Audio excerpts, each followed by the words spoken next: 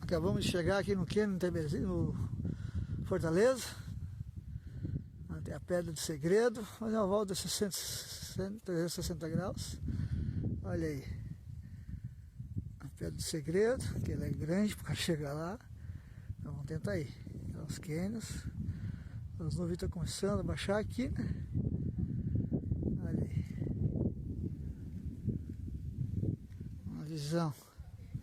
Achei muito caro o ingresso, R$120 por pessoa, mas uma vez na vida. Aí, em cima da serra.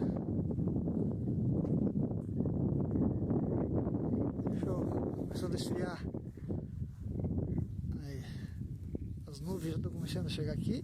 Nós vamos lá na Pedra do Segredo, olha só, show de bola.